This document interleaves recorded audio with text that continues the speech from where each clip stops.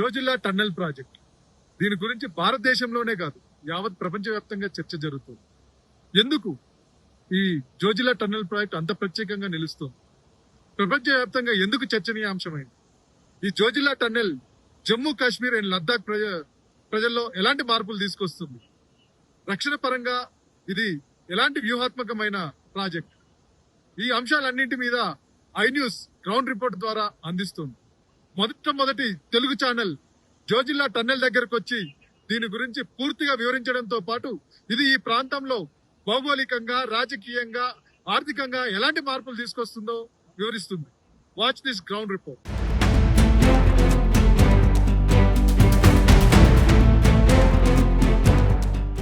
మనం జోజిల్లా టన్నెల్ దగ్గర, ఈ జోజిల్లా టన్నెల్ అసలు ఇక్కడ భౌగోళికంగా ఇక్కడ ప్రజలకి ఎందుకు అవసరం అనేది ఒకసారి మనం చూసినట్లయితే, జమ్మూ కాశ్మీర్ ని మనం ఇంతకుముందు ఒకే రాష్ట్రంగా ఉండేది, ఇప్పుడు ఇది లద్దాఖ్ అండ్ జమ్మూ కాశ్మీర్ రెండు కేంద్ర పాలిత ప్రాంతాలుగా విడిపోయింది.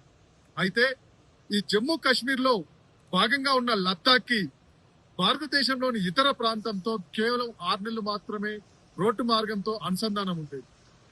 చలికాలంలో ప్రధానంగా మనం చూసుకున్నట్లయితే నవంబర్ నుంచి ఏప్రిల్ వరకు ఇక్కడ లద్దాఖ్ కి ఇతర భారతదేశంలోని ఇతర ప్రాంతాలతో దాదాపుగా రోడ్డు మార్గంతో రోడ్డు కనెక్టివిటీ కట్ అయిపోయేది. విపరీతంగా కురిసే మంచు తుఫాను, దాదాపు 10-20 అడుగుల ఎత్తులో పేర్కొని పోయే మంచు వల్ల ఈ రోడ్లంతా కూడా పూడుకొని పోయి పూర్తిగా అది మిగిలిన భారతదేశంతో గాని ఇందులో శ్రీనగర్ తో గాని తన కనెక్టివిటీ కోల్పోయి ఉండేది. ఈ శ్రీనగర్ నుంచి లద్దాఖ్ ను కలిపే NH1 పూర్తిగా మూతపడిపోయేది 6 నెలలు. దీంతో లద్దాఖ్ ప్రజలు ఇటు వాళ్ళకి అత్యవసర పరిస్థితుల్లో రావాలన్నా, ఆరోగ్యపరమైన అత్యవసర పరిస్థితుల్లో రావాలన్నా, వ్యాపార పరంగా రావాలన్నా కూడా తీవ్ర ఇబ్బందులు ఏర్పడేవి. అంతేకాకుండా వాళ్ళకి ఇటు వ్యాపార పరంగా కూడా ఇటు రాలేని పరిస్థితి. వాళ్ళ అక్కడ ఏమైనా అత్యవసర సరుకులు వాళ్ళకి పంపించాలన్నా రోడ్డు మార్గం లేక ఇబ్బందులు ఏర్పడేవి. అంతే అక్కడ పండించిన పంటలు గాని, అక్కడ వస్తువులు గాని ఇతర ప్రాంతాలకు పంపించాలన్నా కూడా అవకాశం లేకపోయేది. ఇప్పుడు ఈ జోజిల్లా టన్నెల్ ద్వారా లద్దాఖ్ ఇతర భారతదేశంలోని ఇతర ప్రాంతాలతో 365 రోజులు కనెక్ట్ అయి ఉండే అవకాశం ఏర్పడుతుంది. పూర్తిగా అంటే ఎప్పుడు ఎలాంటి పరిస్థితుల్లోనైనా పోవచ్చు.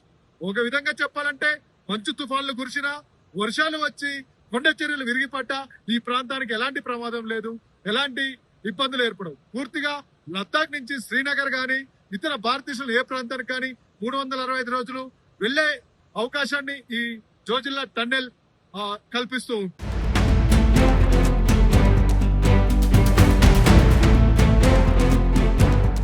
Zojila tunnel project infrastructure Marvel అని, సివిల్ మార్వెల్ అని, సివిల్ రంగ అద్భుతం అని చెప్తున్నారు. ఎందుకు? అసలు ఏముంది ఇందుకు? మనం దీన్ని చూసినట్లయితే మొత్తం జోజిల్లా టన్నెల్ ప్రాజెక్టు పూర్తిగా 31 కిలోమీటర్ల పొడవు. అయితే దీన్ని పార్ట్ 1, పార్ట్ 2 రెండింటిగా విభజించారు. పార్ట్ 1 లో అప్రోచ్ రోడ్లు, కనెక్టింగ్ బ్రిడ్జిలు ఉన్నాయి. పార్ట్ 2 లో దాదాపు 13.15 కిలోమీటర్ల ఏకదాటి పొడవైన సొరంగం ఉంది. ఈ టన్నెల్ ప్రత్యేకత ఏంటంటే ఆసియాలోనే అతి పొడవైన టన్నెల్. దీంట్లో ఇంకొకటి ఏంటంటే ప్రపంచంలోనే అతి పొడవైన సింగిల్ ట్యూబ్ 2-వే టన్నెల్ అవడం దీని ప్రత్యేకత. అంతేకాకుండా సముద్ర మట్టానికి 11,500 అడుగుల ఎత్తులో ఈ టన్నెల్ ని నిర్మిస్తున్నారు. మొత్తం ప్రభుత్వం, కేంద్ర ప్రభుత్వం 6,800 కోట్లతో ఈ ప్రాజెక్టు కేటాయించగా మెగా సంస్థ, తెలుగు రాష్ట్రాలకు సంబంధించిన మెగా ఇంజనీరింగ్ ఇన్ఫ్రాస్ట్రక్చర్ లిమిటెడ్ సంస్థ ఈ పనులను దక్కించుకొని విజయవంతంగా ఇప్పటికే పార్ట్ 1 పనులను పూర్తి చేసింది. పార్ట్ 2 లో కూడా ఈ పనులు దాదాపుగా పూర్తయిపోయి కీలకమైన పనులన్నీ కూడా పూర్తయిపోయాయి. ఈ పనులని 2020 అక్టోబర్ లో దక్కించుకోగా 2021 ఏప్రిల్ నుంచి పనులను ప్రారంభించింది.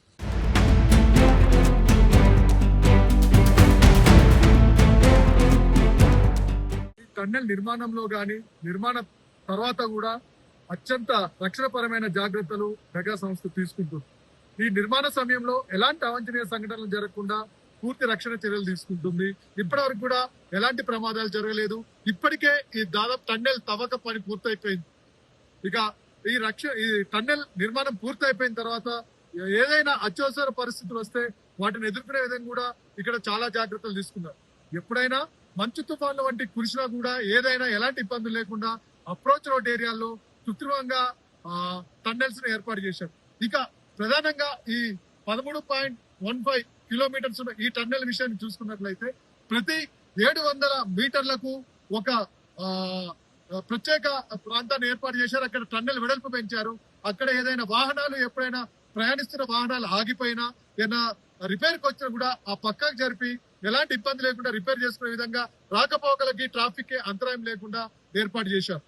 ఇక ఎప్పుడైనా అనుకోని సంఘటనలు జరిగితే ఏదైనా ఈ సొరంగం కుప్పకూలే పరిస్థితులు ఏమైనా వచ్చినా అత్యవసర పరిస్థితుల్లో ఇక్కడ రక్షణ చర్యలు చేపట్టడానికి ఈ టన్నెల్ పొడవున 3 చోట్ల 3 షాప్స్ నిర్మించారు. అంటే నిలువుగా పైనుంచి కొండ మించి టన్నెల్ లోపలికి నిలువుగా 3 బావులు లాంటివి తవ్వారు. ఇందులో హైయెస్ట్ మనం చూసుకున్నట్లయితే ఈ టన్నెల్ నుంచి పైన 500 మీటర్ల ఎత్తు ఆ షాప్ ని తవ్వారు.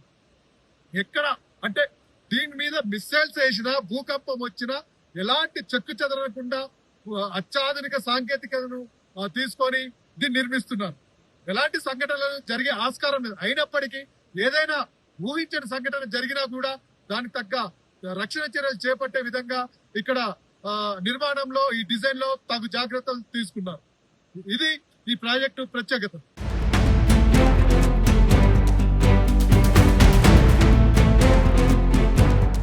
మనతో పాటు Zojila tunnel project manager colonel A K Shivakumar ఉన్నారు. వారి ద్వారా అసలు ఈ టన్నెల్ ప్రత్యేకతలు ఏంటి, ఇది ఎప్పట్లో ప్రజలకు అందుబాటులోకి వస్తుంది, ఈ టన్నెల్ నిర్మాణంలో వీళ్ళు ఫేస్ చేసిన ఛాలెంజెస్ ఏంటి అనే విషయం వారికి తెలుసుకుందాం. Sir, please tell me what is the uniqueness and significance of this Zojila tunnel project? Zojila Tunnel project uniqueness is firstly it is going to be the Asia's longest tunnel at this altitude. Zojila is located at an altitude of about 11,649 feet. Significance of this tunnel is immense. This connects Jammu Kashmir with Ladakh. And Ladakh, as you know, it gets cut off during winters for almost 4 to 5 months because of heavy snowfall on Zojila. This tunnel will ensure 24/7 all-weather connectivity for everyone. And from the strategic point of view also, the movement of our strategic forces will be very easy. Plus, the tourism will get a boost. That tourism will take a boost. But during winters also, people would like to go and have a look at it.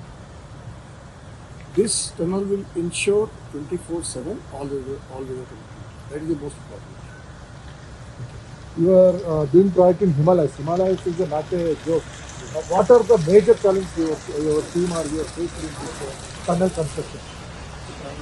We all know that Himalaya is a young mountain. The geology brings out many challenges, and geology is a major surprises for us. Since we are not very sure about the exact geology of the Himalaya, we have to be very, very careful while doing the construction work. So we had to ensure that after every step we make the tunnel safe to proceed ahead. So that was a major challenge for us, number one. Number two, the weather conditions. At this altitude, the temperature goes down to -30, -35 degrees. Working in those temperatures was also a big challenge to make arrangements for such kind of a thing. So our company made all possible arrangements so that people are comfortable and a good working environment is provided for them. So that was another challenge.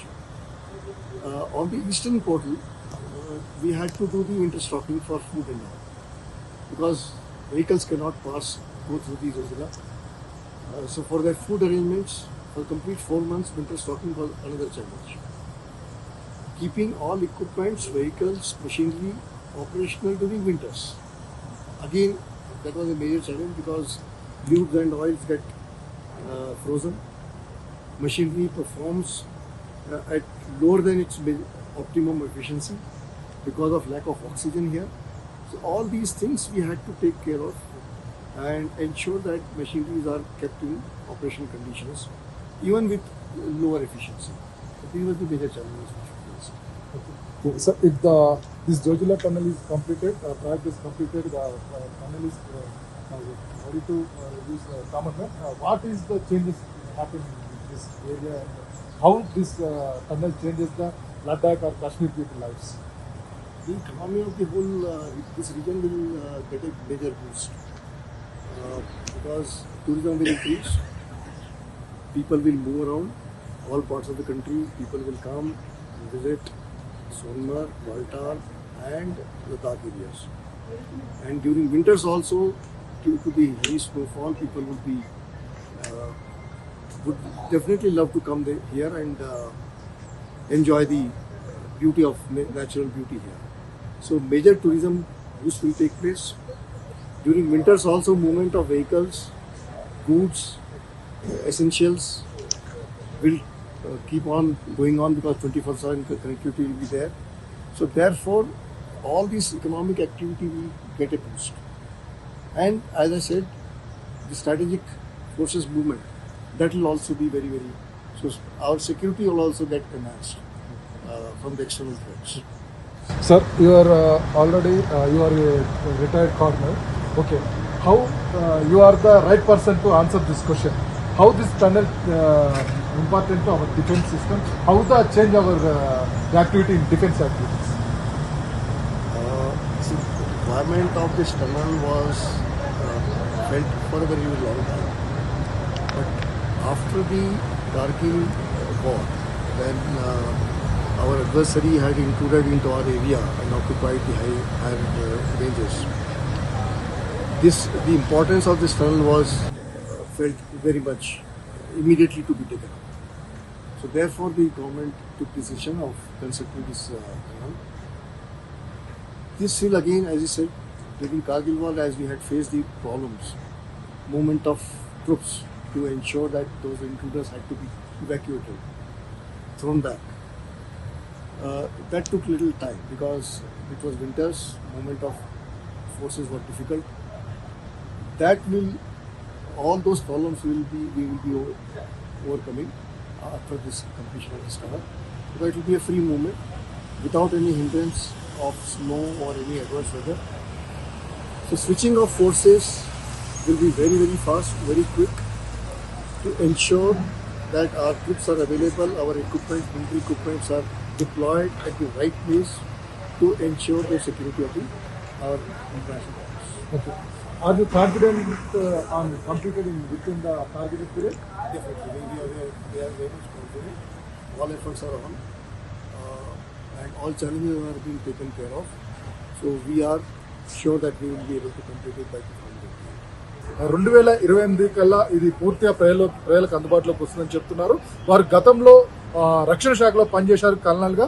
వారు చెప్తున్న దాని ప్రకారం కూడా వారు కూడా చెప్తున్నారు ఇది రక్షణ పరంగా కూడా చాలా కీలకమైందని వారు కూడా చెప్తున్నారు. అంతేకాకుండా ప్రజలకు కూడా చాలా కీలకమైనది. ఇది ఈ జోజిలా ప్రాజెక్ట్ గురించి ప్రాజెక్ట్ మేనేజర్ ఏకే శివకుమార్ గారు చెప్తున్న వివరాలు.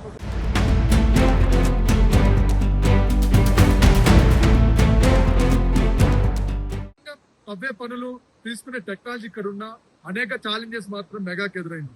ఇక్కడ కరెంట్ కనెక్షన్ లేదు, విద్యుత్ సదుపాయం లేదు.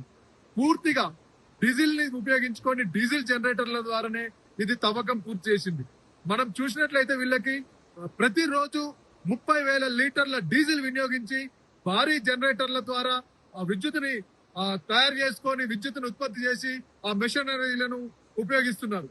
అదొకటైతే ఇక వాతావరణం ఇక్కడ దాదాపుగా సంవత్సరంలో 100 రోజులకు పైగా -20 నుంచి -30 డిగ్రీల ఉష్ణోగ్రత ఉంటుంది. నవంబర్ నుంచి మార్చి వరకు కూడా బయటికెళ్ళి ఏదైనా ముట్టుకునే పరిస్థితి ఉండదు. అలాంటి పరిస్థితులను కూడా ఛాలెంజ్ గా తీసుకొని ఇప్పటి వరకు పనులు ప్రారంభించిన నాటి నుండి ఒక్కరోజు కూడా ఆపకుండా పూర్తిగా పనులు కొనసాగిస్తూనే ఉన్నారు. టన్నెల్ తవ్వకాన్ని పూర్తి చేశారు.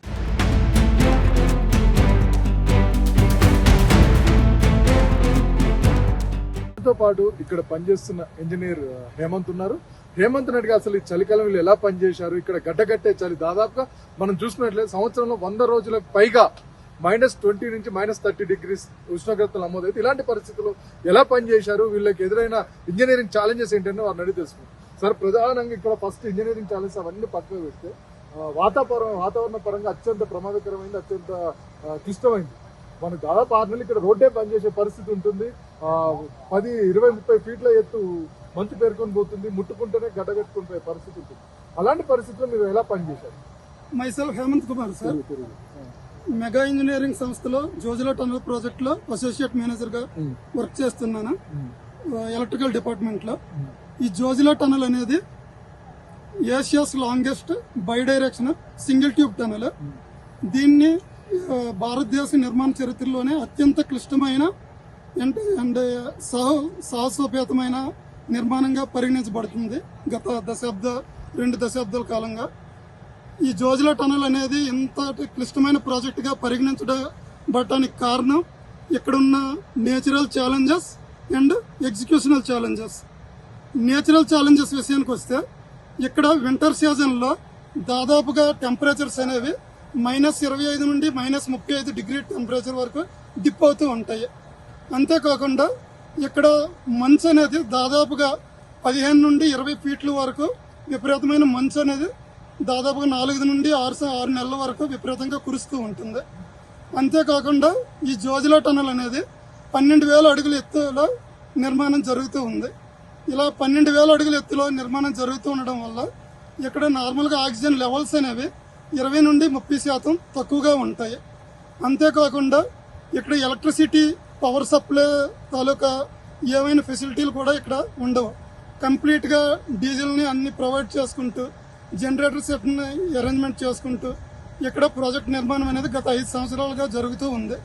ఓకే, అంటే ఇక్కడ కరెంట్ లేకుండా ఓన్లీ డీజిల్ జనరేటర్లతో నడుపుతున్నాం అంటున్నారు. చాలా పెద్ద ప్రాజెక్టులు, పెద్ద మిషన్లు దీంట్లో పనిచేస్తున్నాయి. మరి వాటికి సరిపోయేట్టు చేయాలంటే ఎంత పెద్ద జనరేటర్లు వాడుతున్నారు, దీనికోసం ఎంత ఫ్యూయల్ ఖర్చు అవుతుంది?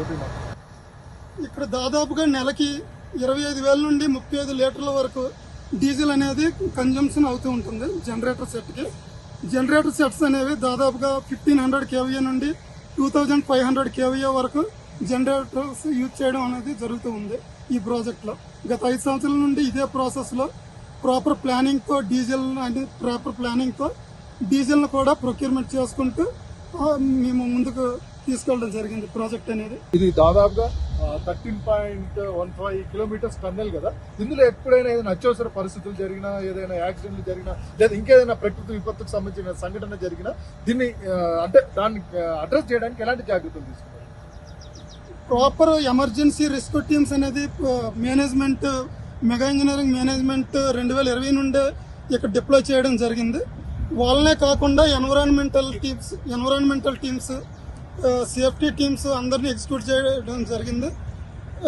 ఓన్లీ మ్యాన్ పవర్నే కాకుండా ఇక్కడ ప్రాపర్ వేలో ఎక్విప్మెంట్ని, సేఫ్టీకి కావాల్సిన అన్ని ప్రికాషన్స్ని ముందుగానే తీసుకోవడం జరిగింది. అంబులెన్స్ సర్వీసెస్, మెడిసిన్స్ అన్ని ప్రాపర్ వేలో ప్లాన్ చేసుకుంటూ గత 5 సంవత్సరాలుగా ఇక్కడ స్టోర్ చేయడం జరిగింది. ప్రధానంగా అంటే మనం అనేది అంటే ఇప్పుడు ప్రాజెక్ట్ కంప్లీట్ అయిన తర్వాత ఎలాంటి రక్షణ చర్యలు ఉన్నాయి? అందులోంచి అంటే దాదాపు 13 కిలోమీటర్లు ఉంది కదా ఈ స్ట్రెచ్. దీంట్లోంచి ఫ్రెష్ ఎయిర్ రావడానికి కానీ, ఇందులో ఉన్న పొల్యూటెడ్ ఎయిర్ బయటికి పోవడానికి ఎలాంటి జాగ్రత్తలు తీసుకున్నారు? ఈ ప్రాజెక్ట్ అనేది already proper ventilation system, safety items, safety equipment, CC camera, fire fighting system already ప్రాజెక్ట్లో ప్లాన్ చేయడం జరిగింది. డ్యూరింగ్ ఎగ్జిక్యూషన్లోనే ఇవన్నీ ఇంప్లిమెంట్ చేయడం జరుగుతూ ఉంది.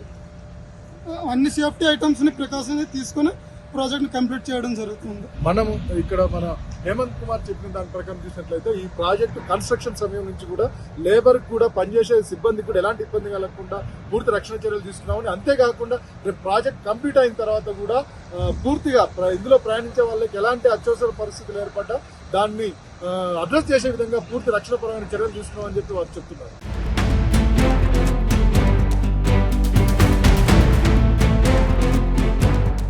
2028 నాటికి ఈ జోజిలా టన్నెల్ ని ప్రజలకు అందుబాటులోకి తీసుకొచ్చే విధంగా మెగా సంస్థ పనిచేస్తుంది.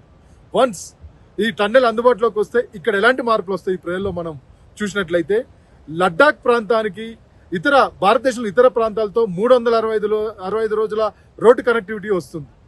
రాకపోకలు సాగుతాయి. లడ్డాక్ కానీ కాశ్మీర్ కానీ ప్రధానంగా పర్యాటకం చాలా కీలకమైనది. ఇప్పుడు కేవలం పర్యాటకులు లడ్డాక్ ప్రాంతానికి చేరుకోవడానికి కేవలం 6 నెలలు మాత్రమే అవకాశం ఉంటుంది. ఇకపై నుంచి 365 రోజులు పర్యాటకులు లడ్డాక్కి వచ్చే అవకాశం ఉంటుంది. అంతేకాకుండా అక్కడ లడ్డాక్లో పండిన ఏవైనా ఆహార పదార్థాలు కానీ వస్తువులు కానీ ఇతర ప్రాంతాలకి 365 రోజులు తీసుకొచ్చే అవకాశం ఉంటుంది. దీంతో పాటు ఆ లడ్డాక్ ప్రాంతానికి అత్యవసర వస్తువులు కానీ ఏదైనా అత్యవసర సరుకులు కానీ ఏదైనా పంపించడానికి 365 రోజులు అవకాశం ఉంటుంది. ఫ్రెష్ స్టాక్స్ ఎప్పటికప్పుడు పంపించే అవకాశం ఉంటుంది. పర్యాటకం పెరగడంతో పాటు రాకపోకల ఇన్ఫ్రాస్ట్రక్చర్ పెరగడంతో పాటు అక్కడ ఆర్థికంగా ప్రజలు అభివృద్ధి చెందే అవకాశాలు వస్తాయి. అక్కడ పరిశ్రమలు ఇండస్ట్రీస్ కూడా వచ్చే అవకాశం ఉంటుంది. పర్యాటకం ప్రధానంగా అభివృద్ధి చెందుతుంది. దీంతో ప్రజలకు ఆర్థిక స్వావలంబన ఏర్పడుతుంది. వాళ్లకు విద్య, ఉపాధి, ఆరోగ్యం, వైద్యాని కోసం 365 రోజులు వాళ్ళ ప్రాంతం నుంచి ఇతర ప్రాంతాలకు వచ్చే అవకాశం ఏర్పడుతుంది. అంతేకాకుండా ఇక్కడ ఎప్పుడు కూడా కనెక్టివిటీ ఉండడంతో మిలిటరీ ఎప్పుడు కూడా వచ్చే అవకాశం ఉండడంతో ఉగ్రవాద చర్యలు తగ్గడంతో పాటు పక్క దేశాలు ఈ సరిహద్దును దాటి వచ్చే ప్రయత్నాలు కూడా తగ్గుతాయి. దీంతో ఇక్కడ ప్రశాంత వాతావరణం నెలకొనే అవకాశం ఉంటుంది. ఇది జోజిల్లా టన్నెల్ భారతదేశ మౌలిక రూపాన్ని మార్చే అవకాశం ఉంటుంది. భూలోక స్వర్గంగా పిలిచే కాశ్మీరాన్ని నిజంగా స్వర్గంగా చేసే అవకాశం ఉంటుంది. లద్దాఖ్ ప్రాంత ప్రజలకు దీన్ని నిజంగా స్వర్గంగా మార్చే అవకాశం ఉంటుంది. 365 రోజులు వాళ్ళు ఎక్కడికంటే అక్కడికి పోయే ఏర్పాట్లు ఉంటుంది. ఇక నుంచి 6 నెలలకు సరిపడే సరుకుల్ని వాళ్ళు ఇంట్లో నిల్వ చేసుకునే బాధలు తప్పుతాయి. మిగిలిన రోజుల్లో ఎక్కడికైనా వెళ్ళి వాళ్ళ ఉపాధి కూడా పొందే అవకాశం ఉంటుంది. ఇది జోజిల్లా ప్రాజెక్టు ఇంజనీరింగ్ మార్వెల్ కావడంతో పాటు ఇటు డిఫెన్స్ పరంగా కూడా భారతదేశానికి అత్యంత కీలకమైనది. కాశ్మీర్, లద్దాఖ్ ప్రాంత ప్రజలకి ఎంతో వాళ్ళ ఆర్థికంగా స్వావలంబనకి కీలకంగా మారనుంది.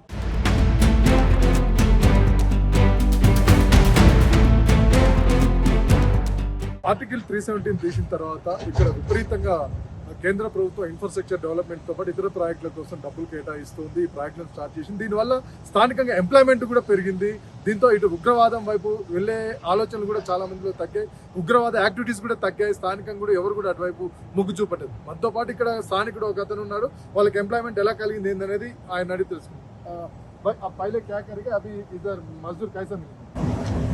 सर मेरा नाम गुलाम मुस्तफा है सर. मुझे यहाँ पे 1 महीना हो गया सर काम करते हुए. तो यहाँ पे मजदूर भी हैं, ड्राइवर भी रेस्ट हुए हैं. तो सर रोजगार मिला है यहाँ के लोगों को, डिस्ट्रिक्ट गांधरबल के लोगों को. మరికొంతమంది ఉన్నారు, వాళ్ళని అడిగి తెలుసుకుందాం ఈ టన్నెల్ ఎలా ఉంది, దాని గురించి ఏమనుకుంటున్నారు. సార్ ప్రధానంగా మీరు చెప్పండి, ఈ టన్నెల్ గురించి మీరు ఏమనుకుంటున్నారు? ప్రధానంగా మనకు ఈ ప్రాంతాలలో అభివృద్ధికి ఇది ఒక నాందిగా నేను భావిస్తున్నాను.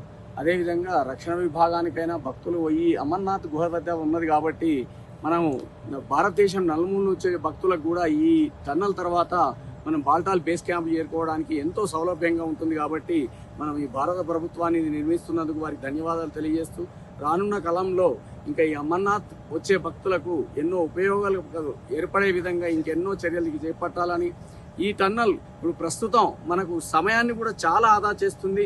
అదేవిధంగా ప్రయాణ సౌలభ్యం కూడా బాగా ఏర్పడుతుంది. కాబట్టి మనం ఎంత ఈజీగా అయినా ఈ ప్రాంతాలు చేరుకోవడానికైనా, మరియు శ్రీనగర్ నుంచి లడ్డాక్ వెళ్ళాలంటే ఇదివరకు ఎంతో సమయం, కనీసం 4-5 గంటల సమయం మిగులుతుంది. కాబట్టి ప్రయాణికులకు కూడా ఎంతో సౌలభ్యంగా ఉంటుంది.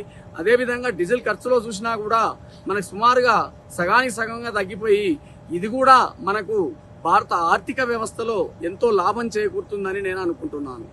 ఓకే, అంటే మీరు చెప్పండి, ఇంతకుముందు మీరు రెగ్యులర్ గా ఇటు అమర్నాథ్కి వస్తామంటున్నారు, శ్రీనగర్కి ఎవ్రీ ఇయర్ వస్తామంటున్నారు కదా. ఇప్పుడు ఆల్రెడీ జోజిలా ప్రాజెక్టు పార్ట్ 1 లో అప్రోచ్ రోడ్లు ఇవన్నీ దాదాపు పూర్తి అయిపోయాయి. దాదాపు 15 కిలోమీటర్ల పైన బాల్తల వరకు పూర్తి అయిపోయాయి. దాంతో ఇప్పుడు మీకు ప్రయాణం ఎలా అనిపిస్తుంది?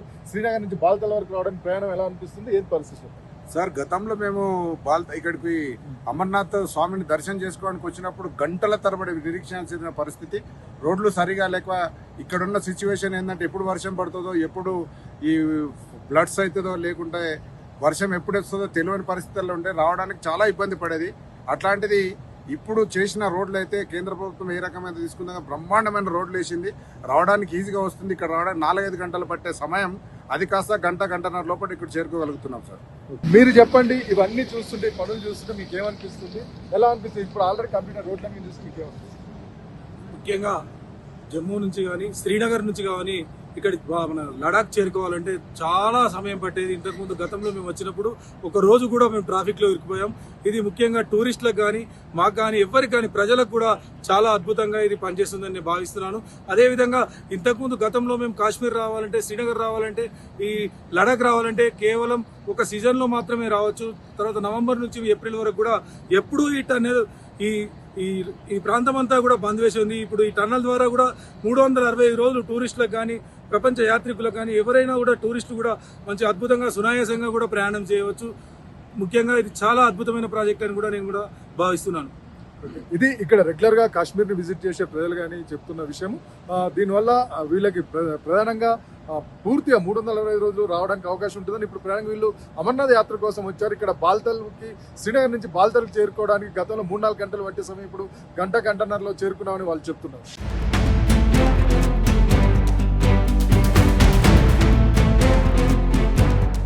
జోజిలా టన్నెల్ ప్రాజెక్టు విశేషాలని తెలుగు ప్రేక్షకులకు అందించేందుకు ఇక్కడికి వచ్చిన ఏకైక తెలుగు ఛానల్ ఐ న్యూస్ మీకు జోజిలా టన్నెల్ విశేషాలు, ఆ దానిలో ప్రత్యేకతలు, అది పూర్తయితే వచ్చే మార్పుల్ని గ్రౌండ్ రిపోర్ట్ ద్వారా మీకు అందించింది.